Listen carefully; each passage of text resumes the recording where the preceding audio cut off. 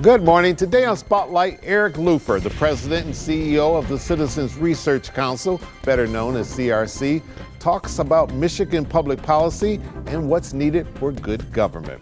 And later on our Sunday morning program, Aaron Mondry, a reporter for Outlier Media, will join us to discuss his investigation and ongoing series of stories about real estate speculation in what many say is one of the nation's most revitalized cities.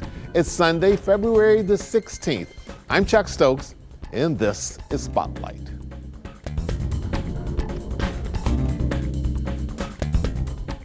All right, Citizens Research Council started in 1916. You've been with it since 1987 and its leader since 2014. And we're in 2025 and we're seeing all sorts of things. Let's look back very briefly at December of 2024, the lame duck session that got a lot of attention.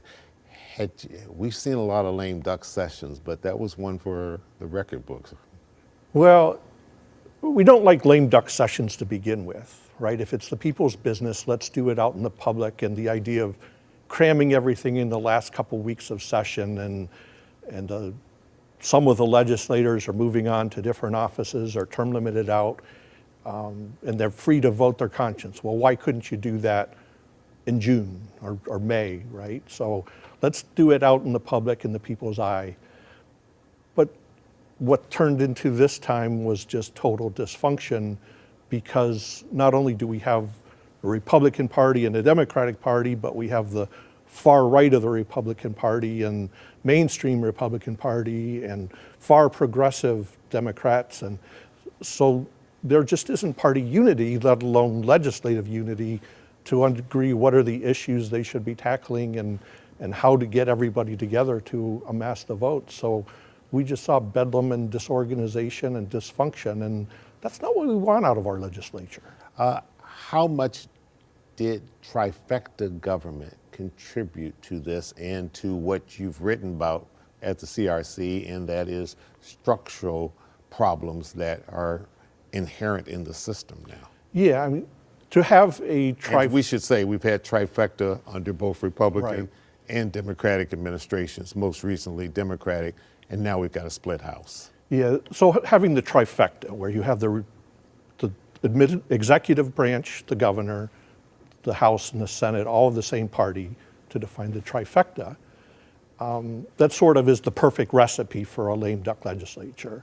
If you have any division among that, then there's no incentive, there's no reason to think that you're going to get anything done in the lame duck that you didn't get done before the election. So what we see is a lot of bad blood because of the trifecta, that it was the Republican Party several years ago, now it's the Democratic Party. They have control and they're going to push through all of their priorities. They got the power and they're going to use it under the claim that the people voted this way, they wanted this, and we're going to do their work for them. That's what they say. But let's think about it, right? Michigan's what I call a purple state. Very red upstate, very blue in Detroit and surrounding areas and other parts of the state. There's never a clear mandate to push through anybody's legislative agenda. We send them to Lansing to negotiate and compromise. So the idea that they have a mandate to do anything. We have, since the Voters Not Politicians redistricting constitutional amendment, we have some fairly even districts now where people are getting elected with 51, 52% of the votes. That means that 49 or 48% of the people in that district felt otherwise. And yes, you can set the agenda as the majority party, but that doesn't mean you can, that doesn't give you dictatorial control to push everything through. And do you see partisanship getting better or worse? And we have a situation now in which the new Speaker of the House is actually being sued because they're saying he's abusing his power and not letting legislation that was passed in both the House and the Senate get to the governor's desk for her to sign. Yeah. So we focus on policy, not politics. But And we should emphasize that CRC has always been nonpartisan, independent. Right. But my amateur look at the scene suggests partisanship isn't going away. If anything, we're becoming more and more hyper-partisan, everybody going to their corners and not willing to come to the middle to talk to each other and compromise. Now, there's some hope with the roads package. We have the Speaker of the House and the governor saying the same sorts of things, so there might be some room for compromise.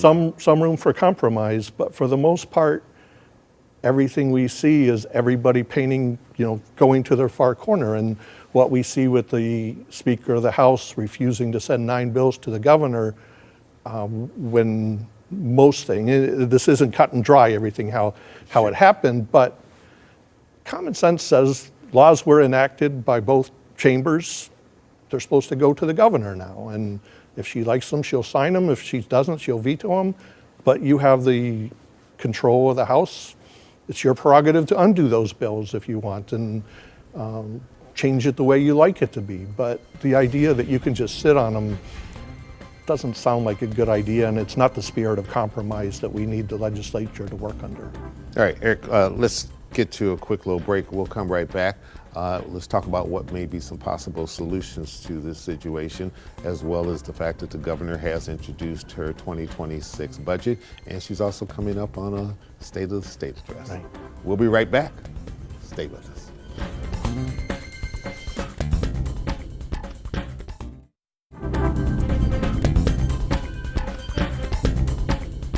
What are some possible solutions? Because we see a lot of things going on. We certainly have seen quite a few bills with appropriations attached to them to sort of guard against any kind of referendum. Right.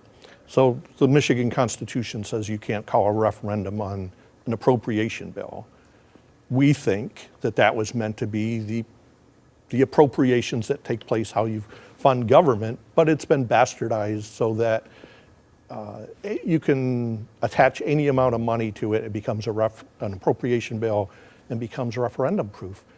And what happens then is when these majorities take on a controversial issue, something that might be subject to referendum, they just stick some money into it, and therefore the people can't speak on it. And it further erodes confidence in government and further erodes the incentive to compromise on things like this. We need people willing to express their opinion, but listen to the opinion of others. But this way the constitutional provision has been interpreted hurts us, the people, because we don't have a voice in everything. And the Constitution allows us the right to referendum. We're being deprived the ability to use that. Governor Gretchen Whitmer has introduced her 2026 budget. Key highlights is $83.5 billion budget. About $15 billion will go into the general fund, $21 billion for school aid. As you look at this, having looked back at, I don't know how many budgets you've read over the years, a zillion, a responsible budget? You think this is a budget that's going to, that she's going to get the majority of what she wants for the priorities she's laid out? Yeah, it is a responsible budget. It's fiscally sound. It's not based on smoke and mirrors or things that we've seen in past budgets. So we have to recognize that. It does have a number of Democratic priorities in it, and now she has to work with a Republican House of Representatives, a Republican majority. So we could be in for more dysfunction as the Republicans and Democrats negotiate over the budget, and we have to hope that they're doing it in a responsible way and having constructive conversations. We've yet to see any evidence that that's going to take place. Yeah, and of course, all this is in the backdrop of people already announcing that they're going to run for governor. It's good that we're able to look ahead and know who's interested, but it also pushes them to the far edges of the parties. The way our system is set up, both with the gubernatorial election, but certainly with legislative seats, when we have the primary, you have to win the votes of the Republicans on one side or the Democrats on the other. So the candidates tend to run to the far right or far left. And then we get to a general election, and it's hard to undo that. It's hard to convince those of us in the middle, the undecided voters, the mainstream Republican or Democrat, that you're interested in the issues of all of us when they're campaigning to be far right or far left and appealing to the party to win that primary election. But where we are now, the system just isn't working for us, the people in the middle. Can good public policy drive economic innovation? Yes, we've seen that in state after state. The ability to, first of all, have confidence in your governments, have confidence that they're doing the will of the people, but also because we are a purple state, that's 50-50, and we have each party come in and push their agenda without really working with the other, we have what Business Leaders for Michigan termed the Michigan 180. Every time, just doing the left turn on the roads, you got to go past the intersection and turn around and come back. So we go for 8 years in one direction, we get a new administration, we turn around and march the other way. So it's hard for business to have confidence that the policies that they're operating under, the tax system, the spending, is going to be there 10 years from now. And how do you make business decisions on the long-term health of your business if you don't have confidence that government will be stable and operating for the well-being of everyone involved? Governor Whitmer's coming up on her State of the State address, I believe on the 26th. What do you expect to hear? Oh boy. What would you like to? Maybe that's a better question. I would like to hear that she's willing to work with the Republican House of Representatives, and it's time to get things done. Some of the Growing Michigan Together Council proposals that they took a lot of time to think about the well-being of the state. How are we going to start implementing some of those things? All right. Eric Looper, thanks so much for coming in. President and CEO of the Citizens Research Council, and we'll stay in touch with you. All right, great. All right, thanks so much. And we should always say you can always go to their website, look at all the stuff that they put up there, a wealth of research and information and scholarly research. So, Yeah. okay. And we'll be back in just a second, and we'll turn our attention to the city of Detroit and some real estate speculation. We'll be right back. Stay with us.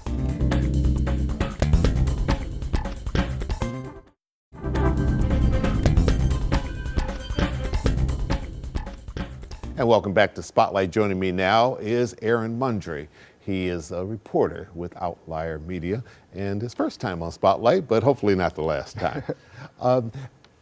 Aaron, if we had 30 seconds at a stoplight before that light turned green again, and I just walked up and said, okay, what is Outlier Media? What would you say? And I imagine you get that a lot. We do, yes. We're a little unique in the media space. We're a nonprofit newsroom based in Detroit.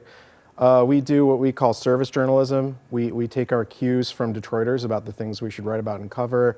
We do that in a few ways. We run annual surveys to assess needs, and we run an SMS service so people can text Detroit to 67485 and get access to information, things like home repair resources, tax bills, and then they can ask to speak with a reporter, and someone will get back to them within 48 hours. Lay out for us what the investigation was and the problem. Sure. So I have been doing a long-running series, started last year, called The Speculators of Detroit, and we've published a number of pieces in that series.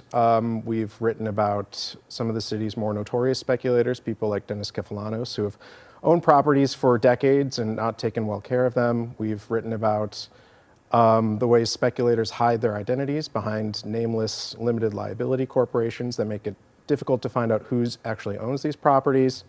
We've written about the struggles that residents have had to combat speculation and the way people who are supposed to safeguard systems like the Wayne County Treasurer's Office aren't doing a great job. And then most recently, we wrote an article about a company that runs a cryptocurrency real estate marketplace based in Realty? They're called Realty. They're based in Boca Raton, Florida, and they have a very unique business model and interest in about 1,000 properties here in Detroit. What has been reaction to the series? And I realize this has been, as you said, ongoing, so you've been writing about this for well over a year.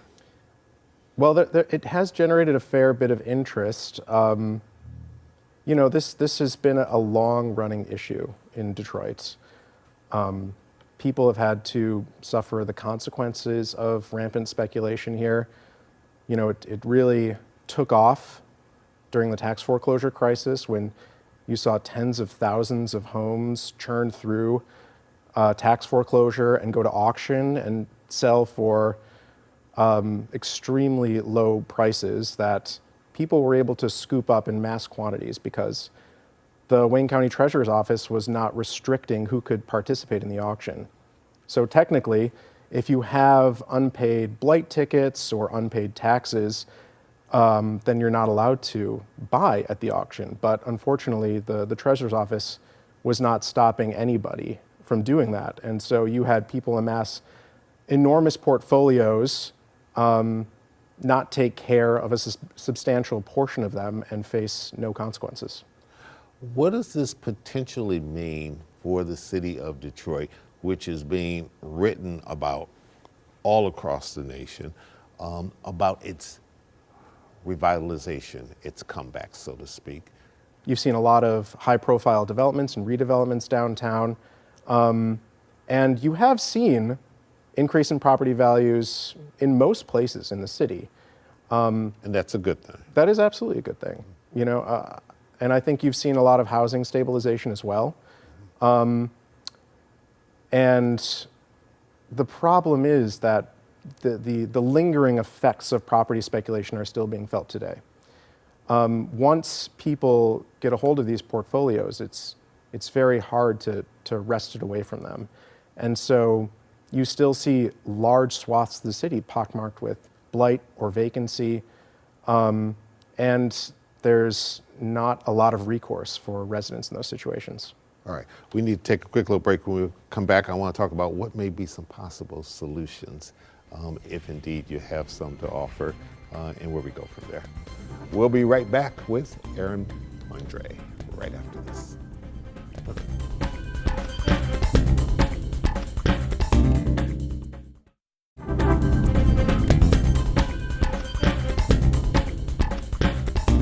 Realty, which you mentioned earlier, a real estate firm that deals with crypto.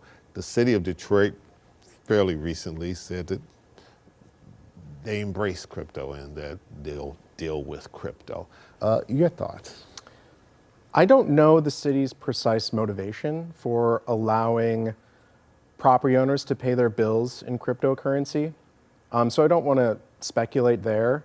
I will say that I don't think a lot of Detroiters, regular Detroiters, are going to be taking advantage of that service. You know, a large percentage of the city is unbanked, so I doubt that they also have a crypto wallet. In theory, this could help companies like Realty pay their tax bills. However, and also I should say the city's service has not gone fully into effect yet. I think that's happening sometime in the summer. But Realty is very behind on their bills. They're delinquent in taxes for over 300 of the 500 properties that we were able to find. And more than 200 are going to be foreclosed if the bills aren't paid by the end of March. So, you know, I don't know if this service is going to come online in time to help Realty. What has been reaction from Realty to the stuff that you've written? I mean, they're not happy with the piece. But, you know, I mean, the fact of the matter is they operate a very experimental marketplace where, just to give your viewers a little background here, Realty will buy properties, or their real estate arm will buy properties, and then they will tokenize them. And what that means is they'll subdivide these properties into thousands of tokens, which they sell to people for about $50 each. And token holders, they expect to receive weekly dividends based on the amount of rent that these properties collect. However, none of the investors in Realty's properties live in the United States.